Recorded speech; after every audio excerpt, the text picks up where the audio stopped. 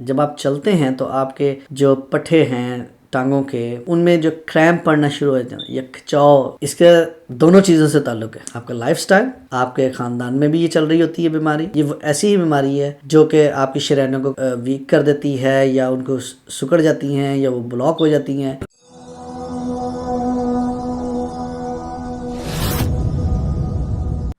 Faith and discipline podcast میں خوش آمدید ناظرین۔ آج کا ہمارا ٹاپک ہے انٹرمیٹنٹ کلاڈیکیشن، اور آج کے ہمارے مہمان ہیں ڈاکٹر مرتضیٰ چودھری جو کہ ویسکولر سرجن ہیں۔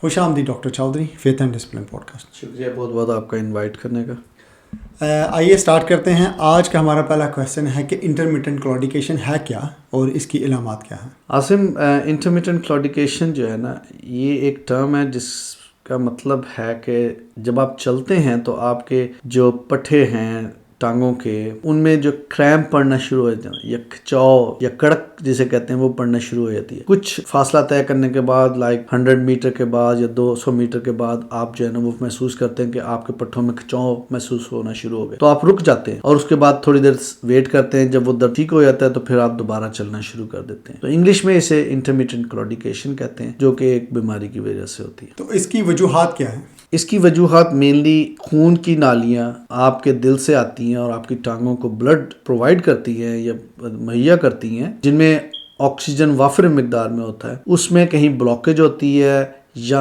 وہ کہیں کسی جگہ پہ سکڑ جاتی ہیں۔ عام طور پہ دل سے ایک بہت بڑی شریان آتی ہے جو کہ آپ کے پیٹ کے درمیان کے حصے میں ڈیوائیڈ ہوتی ہے اور ہر ٹانگ کے لیے ایک ایک جاتی ہے۔ تو وہاں پہ کسی بھی جگہ پہ، بیشک وہ آپ کے پیٹ کے اندر ہو، بیشک آپ کے پٹھوں میں، ٹانگوں کے پٹھوں کے درمیان میں ہو، یا آپ کے نی کے پیچھے ہو، وہاں پہ کہیں پہ بلاکیج ہو جائے یا وہ سکڑ جائیں، نیرو ہو جائیں، ان کی وجہ سے یہ انٹرمیٹنٹ کلاڈیکیشن یا پٹھوں کا کھچاؤ پیدا ہوتا ہے۔ یہ جو بیماری ہے زیادہ تر عمر رسیدہ افراد میں ہیں یا ینگ لوگ بھی اس کا شکار ہو سکتے ہیں؟ ینگ لوگوں میں بہت کم ہوتی ہے۔ زیادہ تر 95% جو پیپل ہوتے ہیں، 100 میں سے 95 لوگ جو ہیں وہ عمر رسیدہ ہوتے ہیں، جو 60-65 کے بعد، جن میں کولیسٹرول وغیرہ زیادہ ہوتا ہے۔ ینگسٹر جن میں ٹائپ 1 ڈائبٹیز ہوتی ہے یا عمر کے انیشلی حصے میں شوگر ہو جاتی ہے، وہ آفٹر 40 ایئر کے بعد جو ہے نا ان میں بھی یہ چیز دیکھی گئی ہے۔ لیکن زیادہ تر جو ہے یہ 60-65 کے بعد یہ بیماری زیادہ کامن ہے۔ زیادہ تر جو بیماریاں ہیں ان کا لنک یا تو ڈائٹ سے ہے یا لائف سٹائل سے، تو آپ اس بیماری کو کس سے جوڑیں گے؟ اس کے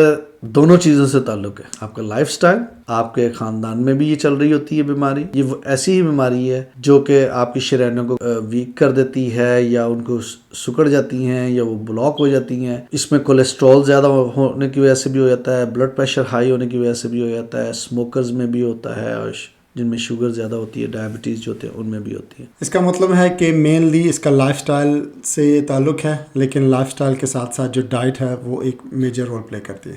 رسک فیکٹر جن کی وجہ سے یہ زیادہ تر ہو سکتی ہے، اس میں شوگر ہے، بلڈ پریشر ہے یا کولیسٹرول زیادہ ہے۔ لائف سٹائل یہ ہے کہ اگر آپ ہر وقت جو ہے وہ بیٹھے رہیں، کام زیادہ نہ کریں، ہمارے لوگوں کو زیادہ فزیکل ایکٹیویٹی کرنے کا شوق نہیں ہے، سیر کرنے کا شوق نہیں ہے یا ایکسرسائز کرنے کا شوق نہیں ہے، ان میں یہ جلدی آ جاتا ہے، اور خاص طور پہ جن میں موٹاپا زیادہ ہوتا ہے ان میں بھی یہ ہونے کے چانسز ہوتے ہیں۔ تو یہ بیماری جو ہے اس میں دونوں چیزیں جو ہے نا وہ بنیادی طور پہ رول ادا کرتی ہیں۔ تو یہ جو پٹھوں کا کھچاؤ ہے بس اس حد تک کی یہ پرابلم رہتی ہے یا اس حد تک بڑھ سکتی ہے کہ کوئی سیریس ہیلتھ کنڈیشن کی طرف جا سکے؟ یہ سب سے پہلے جو اس بیماری میں جو ہوتا ہے وہ آپ کے جو پٹھے ہیں ٹانگوں کے، وہ ان میں کھچاؤ شروع ہو جاتا ہے کچھ تھوڑا فاصلہ طے کرنے کے بعد۔ لیکن جیسے جیسے یہ بیماری بڑھتی جاتی ہے ویسے ویسے آپ کے جو ہے نا وہ سمٹم بھی جو ہے نا وہ ورس ہوتے جاتے ہیں۔ مثلا بعض اوقات سو رہے ہو تو آپ کو نیند، تھوڑی دیر بعد سوتے ہیں تو تھوڑی دیر بعد ہی آپ کو جاگ آ جاتی ہے، اس میں آپ کے ٹانگوں میں، پاؤں میں کھچاؤ پڑنا شروع ہو جاتا ہے۔ پھر آپ کو بعض اوقات یہ کرنا پڑتا ہے کہ آپ کو ٹانگیں نیچے لٹکا کے سونا پڑتا ہے، اور جب بعض اوقات بیماری اس حد تک بڑھ جاتی ہے کہ آپ کے ٹانگوں پہ یا پاؤں پہ السر بن جاتے ہیں، زخم بن جاتے ہیں، جو کہ ہیل نہیں ہوتے، جو کہ زخم بھرتے نہیں ہیں جلدی، کیونکہ وہاں پہ بلڈ سپلائی بہت کم پہنچتی ہے۔ آپ کے پاؤں یا ٹانگیں جو ہیں وہ آپ کے دل سے بہت دور ہے اور بلڈ وہاں پہ پہنچتے پہنچتے بہت زیادہ ٹائم لیتا ہے۔ لیکن اگر اس میں بلاکیج آ جائے شریانوں میں یا وہ سکڑ جائیں تو پھر بلڈ بالکل ہی نہیں پہنچتا, تو اس لیے وہ زخم جو ہیں وہ بھرتے نہیں ہیں. تو انٹرمیٹنٹ کلاڈیکیشن کو ڈائگنوز کیسے کیا جاتا ہے؟ سب سے پہلے تو یہی, کوئی بھی مریض جب ہمارے پاس آتا ہے, جب وہ بتاتا ہے کہ میرے چلتے ہوں تھوڑے عرصے کے بعد جو ہے نا وہ کھچاؤ پڑنا شروع ہو جاتا ہے, پھر ہم اس کا معائنہ کرتے ہیں, اس کی جو جتنی شریانی ٹانگوں کی ہوتی ہیں ان کا چیک کرتے ہیں.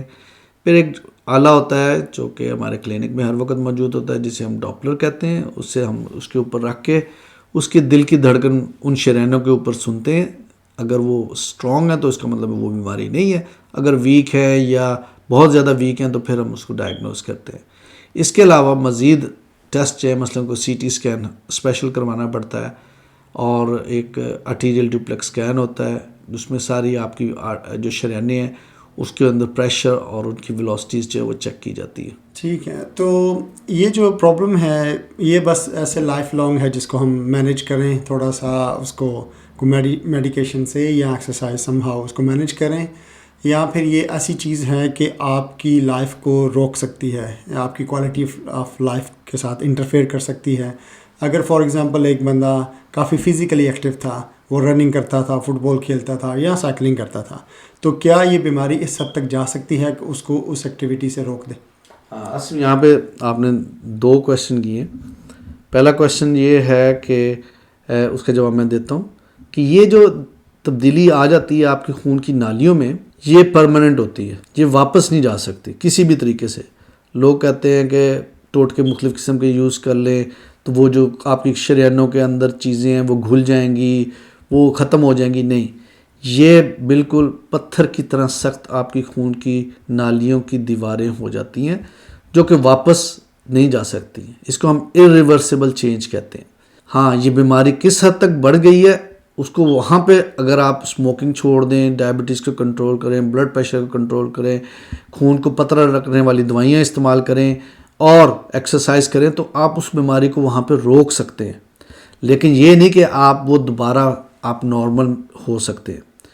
یہ ایسے ہی ہے جیسے ہارٹ اٹیک جب ہوتا ہے تو وہ بھی وہاں پہ بھی خون کی نالیاں بند ہو جاتی ہیں. جب کسی کو سٹروک ہوتا ہے یا فالج ہوتا ہے تو وہاں پہ بھی جو خون کی نالی دماغ کو جاتی ہے وہ بھی بند ہو جاتی ہے.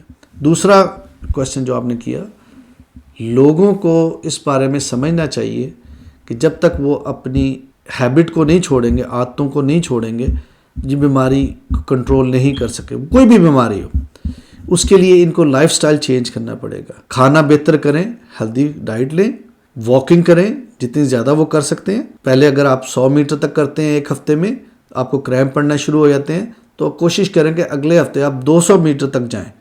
اس طرح ہر ہفتے آپ اپنا واکنگ ڈسٹینس بڑھاتے جائیں. اسی طرح اگر آپ سائیکلنگ کرنا چاہتے ہیں سائیکلنگ کریں. بعض لوگوں نے گھروں میں ٹریڈ مل رکھی ہے, آپ ٹریڈ مل کریں, لیکن اس کو مانیٹر کریں کہ آپ نے ہر ہفتے جو ہے اس کا ڈسٹینس بڑھانا ہے. یہاں پہ اور بہت سارے فیکٹر ہیں, چونکہ یہ اولڈ ایج کی بیماری ہے, اس میں لوگوں کو پٹھوں کا درد کے علاوہ جوڑوں کا درد بھی ہوتا ہے, جو کہ آپ ٹریڈ مل نہیں کر سکتے یا آپ سڑک کے اوپر رننگ نہیں کر سکتے, تو آپ ایکسرسائزنگ بائیسیکل لے لیں, جو کہ آپ گھر میں رکھ کے آرام سے آپ ٹی وی دیکھتے ہوئے جو ہے نا وہ آپ بائیسیکلنگ کر سکتے ہیں. تو آپ اپنے آپ کو اپنی سچویشن کے مطابق چینج کر کے اس ڈیزیز کو امپروو کر سکتے ہیں. بہت اچھا مشورہ دیا آپ نے. اسے جسے کہتے ہیں ویئر دیر از اے ول دیر از اے وے, جہاں پہ آپ کوشش کرنا چاہیں کوئی نہ کوئی راستہ نکل آتا ہے. تو اسٹیٹسٹیکلی یہ زیادہ خواتین میں ہے یا مردوں میں ہے؟ مردوں میں یہ زیادہ ہے, عورتوں میں کم ہے. لیکن ہم نے یہ دیکھا ہے کہ جن عورتوں میں ہوتی ہے ان میں مردوں کی نسبت اس کی سیویریٹی یا اس کے نقصانات زیادہ ہوتے ہیں. ہے تو مردوں میں زیادہ, لیکن عورتوں میں ان کی سیویریٹی زیادہ ہے. اچھا, اگر کوئی شخص جو ہے وہ اسپورٹس مین ہو, اسٹرینس ایکٹیویٹی کرتا ہو, رننگ کرتا ہو, سائیکلنگ کرتا ہو یا کوئی اسپورٹس کھیلتا ہو, وہ نہیں اگر چاہے کہ یہ بیماری جو ہے نا اس کی لائف سٹائل کے ساتھ انٹرفیئر کرے, اگر فار ایگزامپل ایک فٹ بالر ہے, وہ فٹ بال کھیلتے کھیلتے اگر اس کو کریمپ ہوتا ہے ٹانگ میں تو اس کو رکنا پڑے گا, تو کس طریقے سے وہ مینیج کر سکتا ہے کہ اس کی سپورٹنگ ایکٹیویٹی بھی نہیں رکے اور وہ پین فری بھی رہے, تو وہ کیسے مینیج کیا جا سکتا ہے اس کو؟ عاصم, جو اسپورٹس مین ہوتے ہیں نا ان کی فزیکل ایکٹیویٹیز پہلے ہی بہت زیادہ ہوتی ہے, تو ان میں کریمپ کم پڑتے ہیں. ان میں جو کریمپ پڑتے ہیں وہ ڈی ہائیڈریشن کی وجہ سے یا الیکٹرولائٹ امبیلنس کی وجہ سے ہوتے ہیں. جو ایج گروپ میں آپ کو بتا رہا ہوں وہ 60+ ہے, جو کہ بہت کم اسپورٹس گروپ نہیں ہوتا ہے, یا وہ فٹ بالر نہیں ہوتا ہے، لیکن پھر وہی یہاں پہ وہی ایڈوائس آ جاتی ہے، اگر آپ بے شک اسپورٹس مین ہیں یا نہیں ہیں، آپ وہ ایکٹیویٹیز لائک آپ سوئمنگ پہلے کرتے تھے، آپ وہ کرنا چاہتے ہیں لیکن ان کریمپس کی وجہ سے آپ نہیں کر سکتے، تو آہستہ آہستہ اپنی لائف سٹائل کو چینج کریں، آہستہ آہستہ اپنے جو واکنگ ڈسٹینس کو امپروو کریں، آہستہ آہستہ اپنے رننگ کو امپروو کریں. اپنا لائف سٹائل چینج کرنے سے اور جو رسک فیکٹر ہیں جن کی وجہ سے یہ بیماری ہوتی ہے، جیسے ڈائبٹیز ہے، بلڈ پریشر ہے، اسموکنگ ہے، اس کو ختم کریں آپ. تو جو اس کے مریض ہیں اس کا ٹریٹمنٹ آپ کیسے کرتے ہیں؟ کیا آپشنز ہیں اور کون سا زیادہ افیکٹو ہے؟ سب سے پہلے اس میں ڈفرینٹ گروپس ہیں. ایک گروپ ہے جس میں بیماری جو ہے وہ انیشیل ہے یا کچھ زیادہ اس کے سمٹمز نہیں ہیں، اس میں ہم ان کو کہتے ہیں کہ آپ اپنا لائف سٹائل چینج کریں، اور ان کو ہم اسپیشل میڈیسن دیتے ہیں ان کے کولیسٹرول کو کنٹرول کرنے کے لیے اور ان کے بلڈ کو پتلا رکھنے کے لیے، جیسے ہارٹ اٹیک کے مریضوں کو دیتے ہیں یا اسٹروک کے مریضوں کو دیتے ہیں. پھر اس کے بعد ایک ایسا گروپ آ جاتا ہے جس میں ڈیزیز جو ہے وہ ایڈوانس ہوتی ہے، جس میں خون کی نالیاں بہت زیادہ بند ہو گئی ہوتی ہیں اور جن میں السر وغیرہ بن گیا ہوتا ہے یا زخم وغیرہ بن گیا ہوتا ہے. تو اس میں یا تو ہمیں اینجیوپلاسٹی کرنی پڑتی ہے.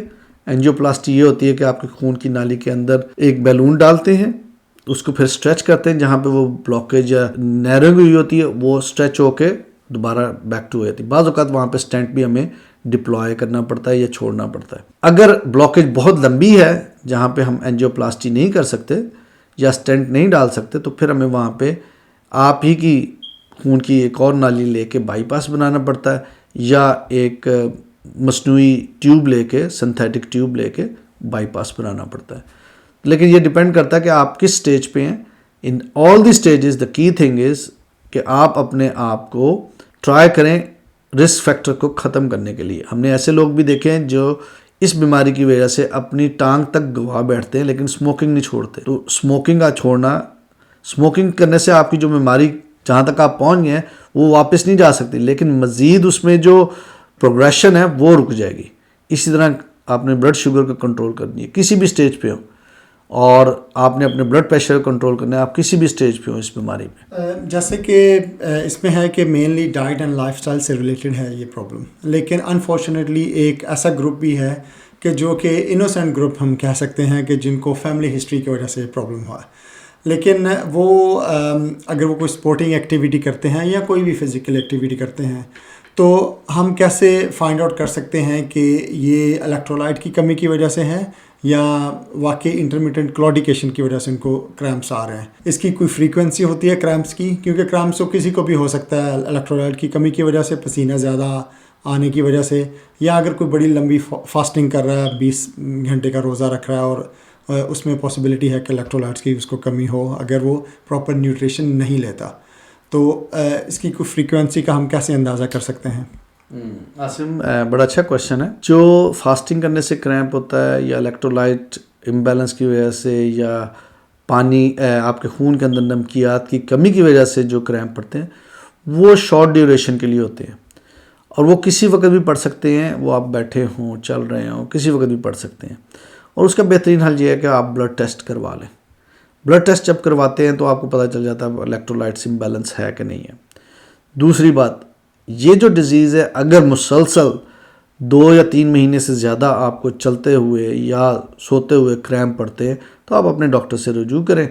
وہ واسکولر سرجن کے پاس ہمیں بھیج دیں گے اور ہم اسپیشل ٹیسٹ کروا کے دیکھ لیں گے کہ وہ آپ کا خون کی نالیوں کے بند ہونے کی وجہ سے ہے یا سکڑنے کی وجہ سے ہے یا کسی اور وجہ سے. جیسے آپ نے مینشن کیا اینجیوپلاسٹی، جو کہ عمومی طور پہ لنک کی جاتی ہے کارڈیالوجی پرپسز کے لیے، اگر کسی کو ہارٹ اٹیک ہو یا دل کے عارضے میں جو لوگ مبتلا ہیں ان کے لیے جو ہے نا ٹریٹمنٹ آپشن دیا جاتا ہے.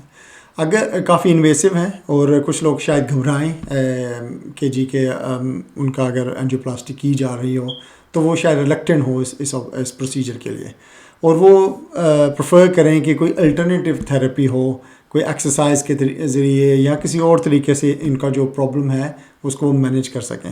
تو اور بھی کوئی آپشنس ہیں؟ دیکھیں، میں نے پہلے بتایا کوئی بھی کسی بھی لیول پہ یہ ڈیزیز ہو، یہ بیماری ہو، بے شک ابتدائی مرحلے میں ہے، درمیانے میں ہے یا اس کی سیویریٹی بڑھ گئی ہے، آپ کو رسک فیکٹر کنٹرول کرنے ہیں. شوگر، بلڈ پریشر، آپ کے کولیسٹرول، یہ چیزیں.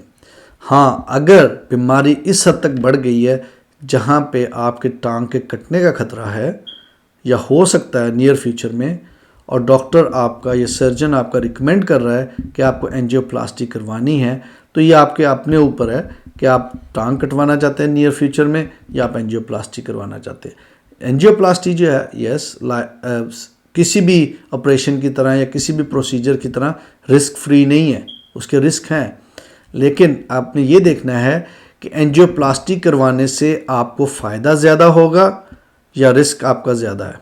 اسی طرح اگر آپ اینجیوپلاسٹی نہیں کرواتے اور آپ کی بیماری اس حد تک بڑھ گئی ہے یا زخم آپ کے پاؤں کے اوپر اس حد تک بڑھ گیا ہے کہ آپ کے ٹانگ کاٹنے کی نوبت آ گئی، تو آپ سوچیں کہ آپ کو ٹانگ کٹوا کے فائدہ ہے یا ٹانگ کٹوائے بغیر فائدہ ہے۔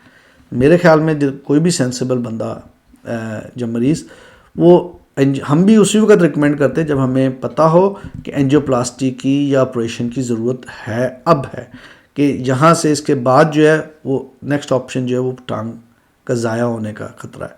تو آلدو کے رسک ہے ہر پروسیجر میں، لیکن اس کا فائدہ زیادہ ہے، اسی لیے ہم ریکمینڈ کرتے ہیں کہ آپ اینجیوپلاسٹی اب کروا لیں یا بائی پاس اب کروا لیں۔